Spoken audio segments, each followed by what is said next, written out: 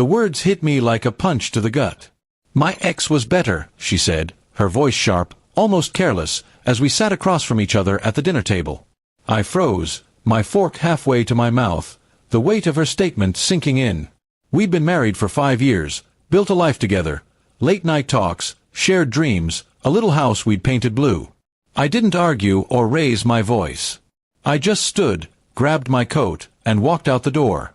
The silence that followed me into the night was louder than any words could have been. I didn't go far. A friend's spare room became my temporary home, a small space with a creaky bed and a window overlooking a quiet street. I spent those first days replaying her words, wondering where things had gone wrong. Had I missed something? Was it the long hours I worked at the garage, or the way we'd stopped laughing as much? I didn't call or text her. I needed space to think, to figure out who I was without her voice in my head. The ache was constant, but I kept moving, work, eat, sleep, repeat. She didn't reach out either, not at first. Weeks passed, and the silence between us grew thicker, like a wall neither of us wanted to climb. I started noticing small things about myself, how I could cook a decent meal now, how I liked mornings better without the tension of her moods.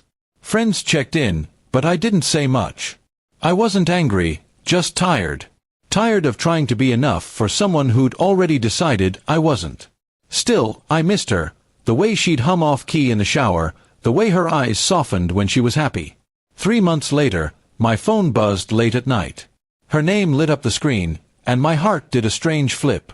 The text was frantic, a jumble of words. "I'm sorry. I didn't mean it. I'm scared. Please call."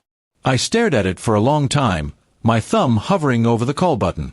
Part of me wanted to rush back, to fix whatever had broken. But another part, the part that had spent weeks piecing myself together, held me back. What was she scared of? Losing me, or just being alone? I didn't call. I typed, "Are you okay?" and waited. Her reply came fast. She was at her sister's place, had been for weeks. She said she'd been wrong, that she'd been angry when she said those words about her ex. She was struggling, bills piling up, the house too quiet, her own thoughts too loud. "I didn't know what I had," she wrote. I read it over and over, trying to feel something clear, anger, love, anything. But all I felt was a strange calm. I'd spent years trying to make her happy, but maybe happiness wasn't something I could give her. I met her at a coffee shop a week later. She looked smaller somehow, her eyes red-rimmed, her hands fidgeting with a napkin. She apologized again, said she'd been unfair, that her ex wasn't better. He was just different, and she'd romanticized the past. I listened, nodding, sipping my coffee. I didn't feel the need to fill the silence anymore. When she asked if I'd come back, I didn't answer right away.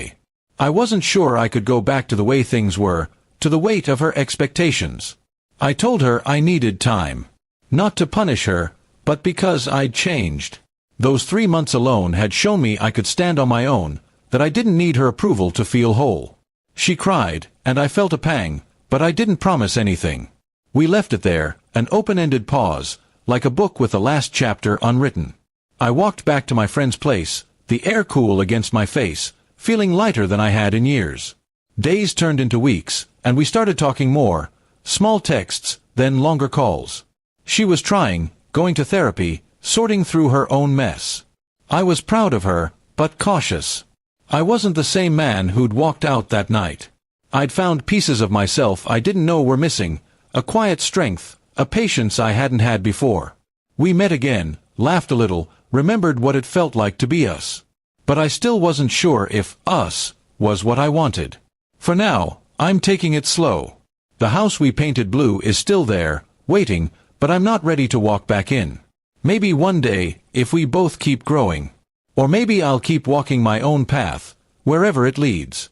The panic in her texts showed me she's learning what I learned, that love isn't about being better than someone else's past. It's about choosing each other, every day, with eyes wide open. I'm not sure if we'll get there, but for the first time, I know I'll be okay either way.